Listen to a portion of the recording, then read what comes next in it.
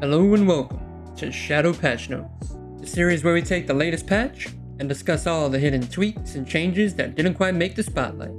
If you find this video helpful, don't forget to like and subscribe, and stick around until the end of the video to see how you can win a Saber Peregrine game package with LTI. Alright, let's jump right in. If you thought the table on the constellation was cool, get a load of this. The Connie Phoenix hot tub is now open for business, baby. If only the ship components got this kind of love. Check this out. You can hang a poster in the Intrepid's hab. This is perfect for those best in show rewards. Now your ship can feel even more like home. Course prediction lines for capital ships are in, and they look beautiful.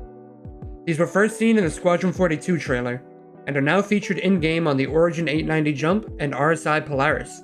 The Polaris Captain's Quarters were added to this patch as well.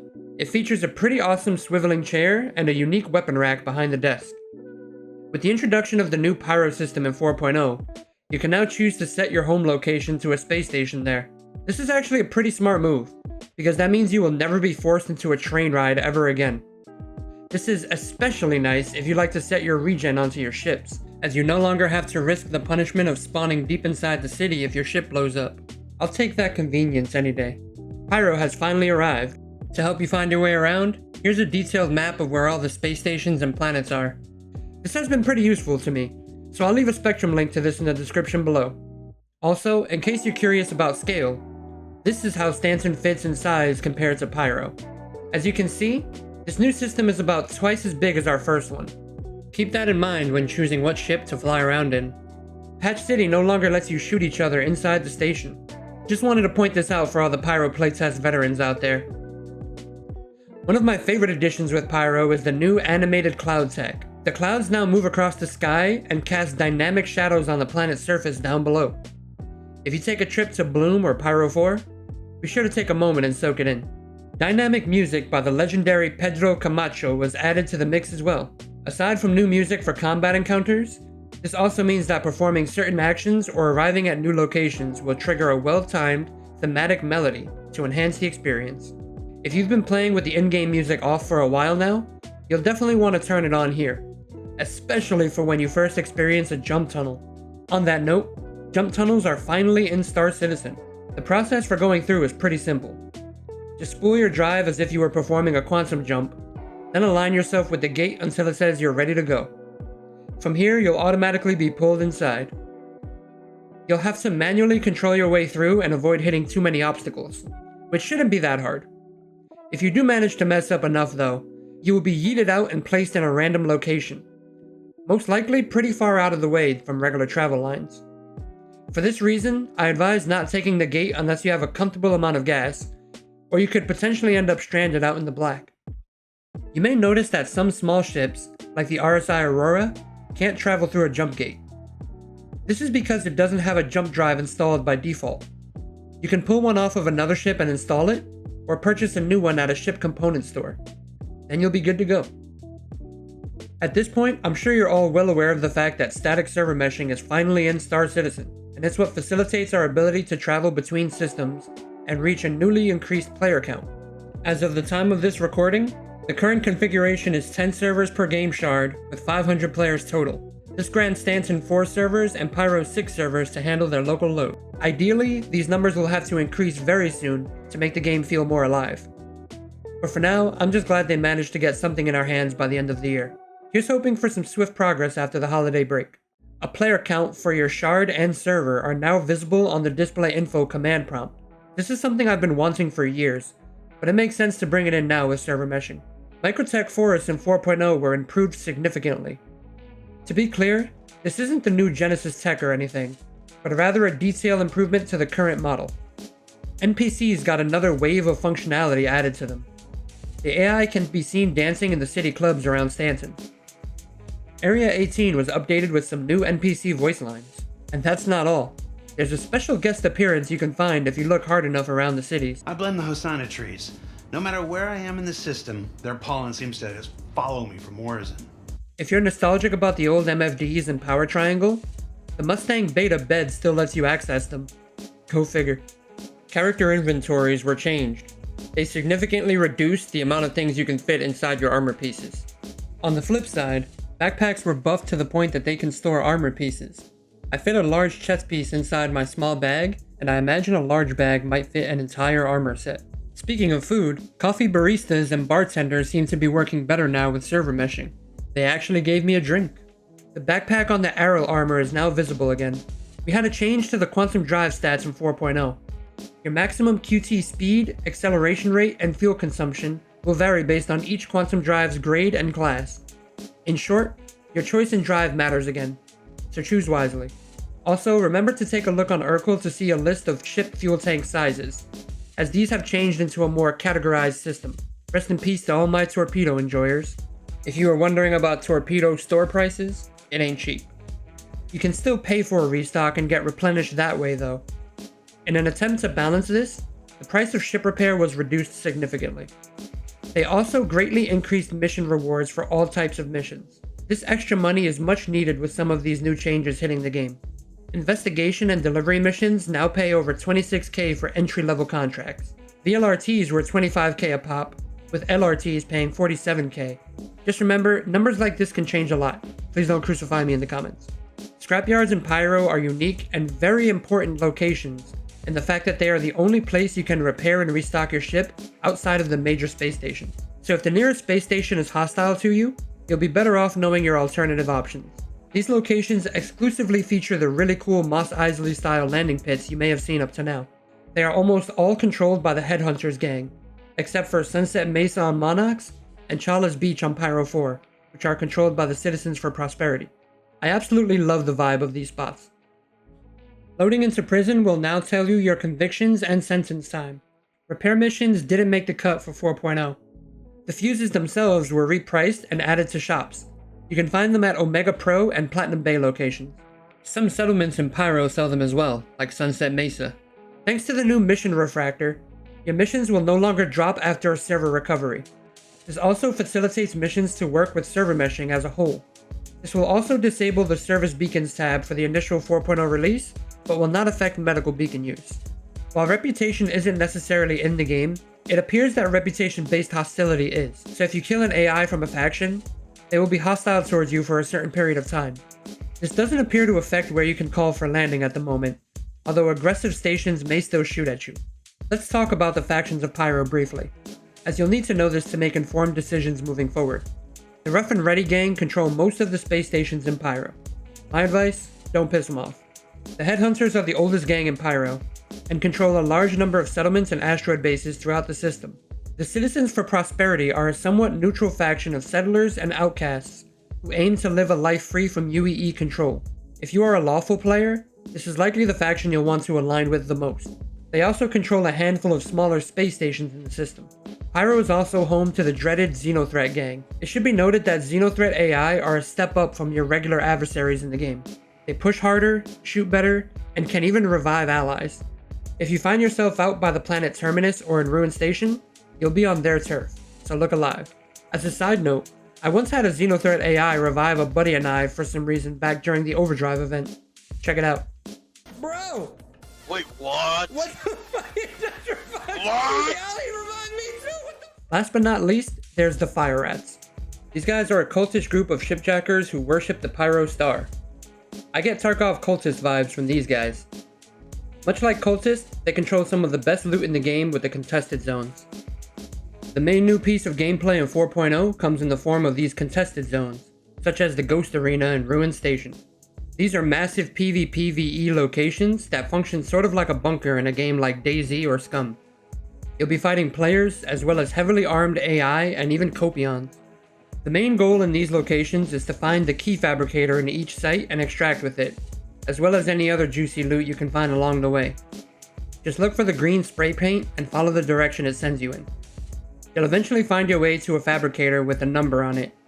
Get the key and get out of there alive to add it to your collection. There are also freight elevators at these locations, allowing you to extract any large components you manage to find.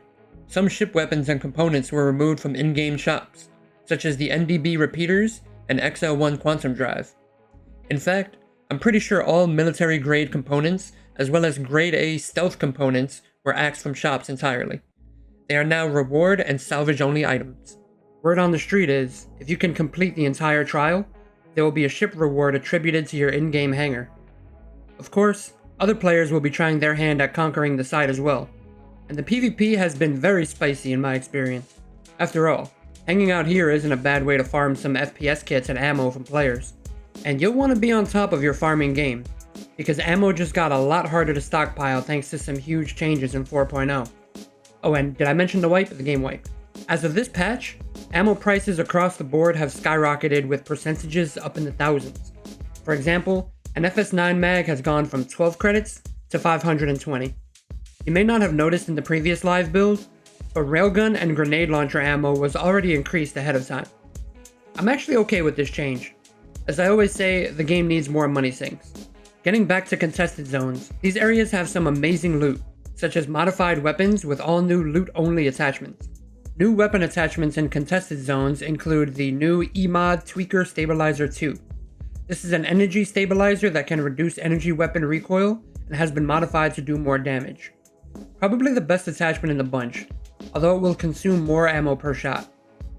Then there's the Scion Tweaker Compensator 1, which grants a faster fire rate with added stability, and the Tweaker Compensator 2, which reduces recoil significantly at the cost of spread and ADS speed. I've also seen plenty of low-light night vision scopes in contested zones, as well as the powerful Dread Rig shotgun. You can also find rare weapon skins from factions like the Fire Rats. These skins even affect the attachments on the weapon. CIG blessed us with the ability to spawn in our personal hangars when logging in. This was an interesting one, because it means they had to figure out how to make it work in tandem with instancing. The Mirai Guardian is in this patch. It's a heavy fighter with 2 size 5 weapons, and a cozy interior. The move all function for the inventory works again. We have some new combat contracts in the game, such as Defend the Hauler and Cargo Retrieval. These are similar to what we had in the Save Stanton event. I noticed that ballistic gatlings were nerfed with a much shorter time before overheating. Rest in peace to the Inferno. If you manage to finish Save Stanton, the Pyro Repeater reward from Chapter 1 is in the game. They look awesome, and even do more damage than the attritions. Now, I was really hoping CIG would get around to fixing this next point before live, but they didn't. So, into the video it goes. You can actually duplicate this rare and mission exclusive item on your ship if you want more. Just set up your 2 repeaters on a ship and call it out. Then remove the guns, shoot your ship with a ballistic FPS gun, and finally repair the ship. You'll then be granted a whole new set of weapons. As you do this, you want to send the excess guns over to the freight elevator for permanent storage. Then repair completely and rinse and repeat. This is obviously a problem. The only fix for this that I can think of is if they make it to where repairing your ship only gives you the default loadout weapons for missing guns. Then you would have to file a claim to get them back, but only if you have Tier 2 insurance, which we obviously don't have in the game yet. It's a bit of a tricky one, but until then, have fun on your FACs with 6 of the most deadly guns in the game. I'll be setting up shop to sell these to new players while I cope about the BMM not existing. Looking for some Janelite? You can ride a pulse into a sand cave and ping the inside to instantly reveal the names of all the rocks below. Then just follow the minimap to whatever you need. An option to toggle the holographic dashboard on your ship was added this patch. You can find this at the bottom of the configuration MFD, although I don't see why you would ever want to turn this off. Prospector bags are much easier to remove now thanks to the removal of the annoying cage on the exterior. A new, more advanced HUD was also added to all ships. This is a more polished and uniform version of what we had before. We also got new icons for things like VTOL and G-Safe. The star map got a lot of love this patch. On top of adding a whole new star system to it, they added party members to the list in the marker databank panel. This means you can see your party members in the map in real time, and even set a route to them. You can click their name in the list to automatically see them in the map.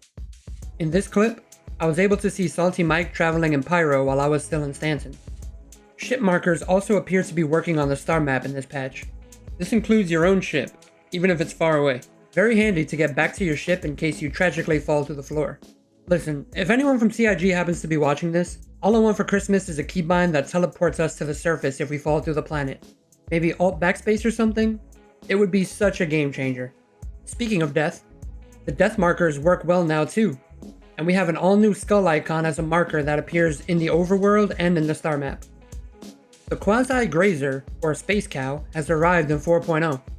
You can find them around the equator on Microtech and Bloom on Pyro, among other places. They will graze around peacefully, but can become aggro and try to tackle you if attacked. This actually insta-killed me once. It will only do a small amount of damage, but I would like to track the telemetry on how many people die to them, which would be interesting. You can't seem to take the eggs until you kill it. The woolly ones found in snowy areas don't have eggs, but they do have tongues that you should be able to pull out as loot. Space cows aren't the only new fauna though. Contested zones have alpo rats that can be seen running around. If you get desperate, you may even find a nice meal crawling around in the asteroid bases of Pyro. Check out this tasty grub. Hakuna Matata. Some of these new asteroid bases will have exclusive loot rewards, and even unique loot crates, like the one shown here. Be sure to look out for them while on mercenary contracts. In light of the change to repair prices, this next point doesn't really matter quite as much, but I still wanted to throw it in. You can save yourself some money on ship repairs by using the salvage rifle found in refineries. If you're trying to reload the salvage rifle, just press Alt-B to throw in a new mag. You can thank my good pal Scooter for this tip. Thankfully, it was 50% off. The Carrack has been updated to include the option to deploy and undeploy its blast shield through a new interaction added to the cockpit. These types of shields, which are also present on the Cutter and the Terrapin, are supposed to help protect you from Pyro's violent star flares, a feature that was tragically cut from the 4.0 launch. The Carrack also received the ability to open its cargo pods, so you can now load cargo on and off of the ship. I almost forgot to mention, the Connie also has working storage lockers now, and best of all, an actual toilet. The Banon Defender received internal storage as well. The engineering room in the Polaris has water in the engine area. If you jump in, you'll start freezing to death. But if you walk closer to the actual engine, it'll warm you right back up. Pretty cool little detail. The Terrapin received a bunch of changes to its thrust capabilities. I can't really tell if this is an overall buff or a nerf, so just let me know. Refueling on the Starfarer seems to be working consistently now, just in time for Pyro. A new minable ore called Ricosite was spotted out in the verse. It sells for over 11k per SCU in Pyro. Other new minables include silicon, sileron, and raw ice, none of which appear to be very valuable, although I haven't found any specific price info on sileron yet. Let me know in the comments if you found anything. As you can imagine, commodity trading just got a whole lot more interesting in 4.0. First off, the external freight elevators shown off at CitizenCon are already present at the space stations in Pyro. You can even land on the catwalk and use the freight terminal. I really hope this comes online ASAP, so the whole sea can finally be usable. As far as trade routes go, running Altruotoxins out of Pyro can lead to some eye-watering gains. A trip from Rat's Nest to any scrapyard in Stanton can net you 82% profit. You can buy a full C2 load for 2.1 million credits, and it will net you a profit of 1.76 mil. Pretty crazy. Again, all of these numbers can change. Now, I'm gonna cut you in on a little secret, but only because you liked and subscribed on this video. You did like and subscribe, right? Anyway, there's a hidden spot that sells Weevil Eggs in Pyro, and I'll show you just how to get there. Orbiting the gas giant of Pyro 5, you'll find the smaller planet of Pyro 4. Jump to the trader post located next to Goner's Deal. It should be called Fallows Field in Live. When you get there, the settlement will be at the base of a large slope. This isn't the spot you need though. What you want to do from here is turn and fly up to the peak of the slope. Then fly a short distance until you see these volcano plume archways. Approaching the location will let you know that the area is controlled by the Headhunters gang, and they will open fire if you're not welcome. Anyway, if your ship is small enough, you can land inside. Run past the main shop building and into this hut. You'll find the hidden drug shop tucked away behind some obstacles. Just duck under the barrier and start buying. You can purchase 20 SCU at a time, and then sell them back in Stanton for a face-melting profit. It costs about 19k per box, or 380k total, and sells for 112,000 per SCU to Brios on Daymar. Not a bad deal, huh? Shout out to EchoBit for this awesome tip. Be sure to go check her out on Twitch, she's really cool. There's also a new metal called Atalassium. This is a very rare metal, only sold at Chala's Beach and Last Landings for about 700,000 Alpha UEC for 10 SCU. That's about 220,000 profit. There are a lot of other tradable commodities as well, such as Zapien, which you can find for 1.9k at Roz Refueling. Sorry, I don't speak Xi'an. Megumi Refueling has a wide array of newly purchasable items, such as ammonia, argon, pressurized ice, and silicone. There are also a few settlements where you can find RMC, such as Jackson's Swap, where you can get it for only 9k. Diamantium and audio-visual equipment can be found at Sears Canyon on Pyro 5 for good prices. Sears Canyon is another one of those scrapyards with the cool landing pit that lets you service your ship. The remaining scrapyards in Pyro are Rustville on Pyro 1, Windfall on Bloom, and Last Standings on Pyro 6. These are all controlled by the Headhunters gang. Keep in mind, your reputation with these factions may affect your ability to trade freely with them moving forward. At stations and settlements, you'll find various armor shops with plenty of new Pyro exclusive selections. Here's a few of my favorites, like this helmet. You'll find plenty of new kits on AI around Pyro as well. Life is short, so be sure to enjoy some of the fine cuisine Pyro has to offer, like noodles and the space station fried sea nuts with sauce. The major stations in Pyro have ship stores that are accessible from the main hangar elevators. You can find stores on Checkmate, Obituary, and Ruin Station. For now, the inventories seem to all be identical. You can purchase a Prospector, Cutlass Red, Vulture, Buccaneer, Nova Tank, Drake Dragonfly, Cyclone, STV, and the Argo Atlas mech suit. The refinery areas in Pyro are very detailed, with lots of verticality and ins and outs for sneaking around. The cargo area, however, is much more streamlined and similar to what we already have in Stanton. Pyro features bioluminescent caves. You can find these easily by taking a Copion hunting mission. Check out this retro Big Benny's vending machine in Pyro. The rear engine lights on the Star Lancer are much brighter now. And that'll do it for this episode of Shadow Patch Notes. So, were any of these changes news to you? And what are you going to do first in Pyro? Leave a comment down below and let me know. And if you're interested in the Saber Peregrine game package giveaway, just be a subscriber here on YouTube and head on over to my Twitch channel at twitch.tv/the5star, where you can find the link to enter. Come on by and say hi. Alright everybody, I'll catch you on the flip flop. Peace out.